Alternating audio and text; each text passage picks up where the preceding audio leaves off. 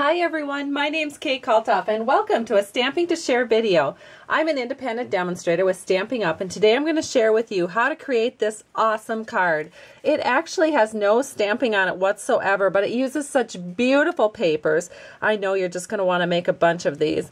So I'm going to give you the exact directions how to do this. So let's go ahead and get started. The first thing that you're going to need is a piece of chocolate chip cardstock. It's cut at 5.5 by 8.5 and scored at 4 1/4. And then we're just going to fold in towards the mountain. We're going to use our bone folder to make a nice crease in the back here so it lays flat. And then let's work on the inside panel first. So we've got a 4 by 5 1/4 inch piece of very vanilla paper. And I'm just going to show you that on the inside we want to line that with some Natural Composition Designer Series paper. That's one of our specialty papers and it's being discontinued, but it's just lovely. It's been one of my favorites. It's been in the catalog for 2 years and I've used it a lot. So this is cut at 1/2 inch by 5 1/4. And then we want to add a beautiful and sweet little flower down here, but we're going to get to that later. So we're just going to go ahead and adhere this to the inside panel of our card. I'm going to just center that in, burnish it down, and call it good. Alright, so now the next step is to get our layer of brushed gold on the front of our card. You have a panel here that is cut at 3 5/8 by 4 7/8. I know, kind of strange numbers, but it just was the way it worked out for me this time. And then what you want to do before you actually adhere this to the card is you want to punch your flowers out, because this base piece won't show, but you can use the flowers elsewhere on the card. So I have the pansy punch. I'm going to punch out one flower. Then I'll flip the cardstock around and punch out the second flower. And let's go ahead and now we can adhere this to our card. So I am going to grab some snail here and we are going to put this down onto the front of our card and we're just going to center that. So let me see if I can do a good job centering this for you. I think that looks good. And then just burnish it down. When you burnish it down, that will help your snail stay more securely on your card. The next step is to build up from the base.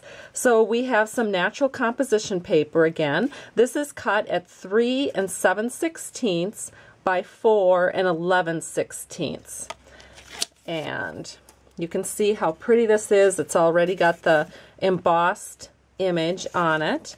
So again, I'm kind of looking to see where the heavy part of the paper is, or which image I want to the top, and I kind of like the way this looks. And so I am going to add a layer down here of paper, and the layer that I'm adding is 1 3/4 by 3 7/16. And this is from our patterns our Neutrals Patterns pack, and it is, I believe the color is Sahara Sand.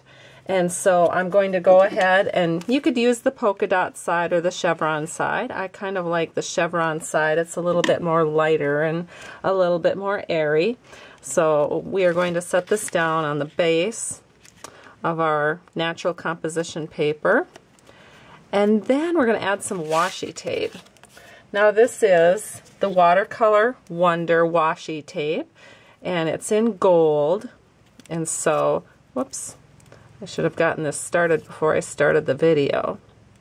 Let me see if I can get it here. All right, finally. Okay, now I got it stuck to my fingers. Here we go. All right, so you're just going to take the washi tape and you're just going to stretch it across the card and lay that right along that top edge of your designer paper. Pull that off, and then you can just fold that around to the back. It's not going to show, and it helps keep it nice and secure. And then we're going to use this next layer of washi tape, which is a gold stripe. So we're going to put that right through, just center it over the first layer of washi tape that we did, making sure we're somewhat even here. And again, just fold it back to the back.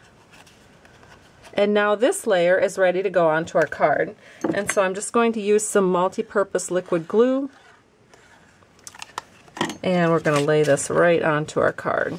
Now I could have used multi-purpose liquid glue on the brushed gold as well, and I kind of forgot about it.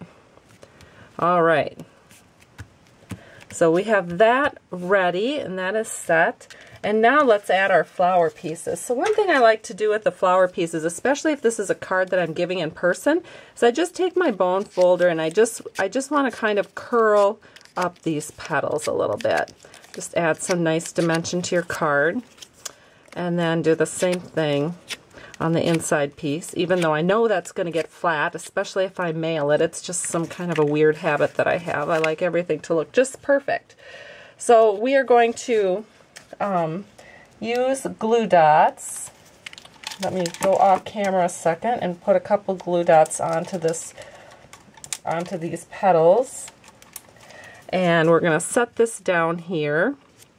And then I took a piece of chocolate chip scrap paper and I punched out some 1/2 inch circles.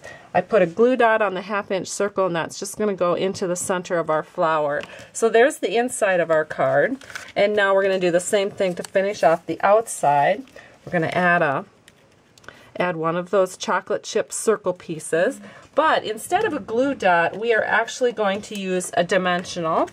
So we're just going to add a dimensional to the back of that flower. And then we're going to set it right over here, kind of on that silver, or on that gold washi. And there it is. Our card is done. Isn't it lovely? No stamping, but plenty of fun, plenty of layers. And so here's the other one.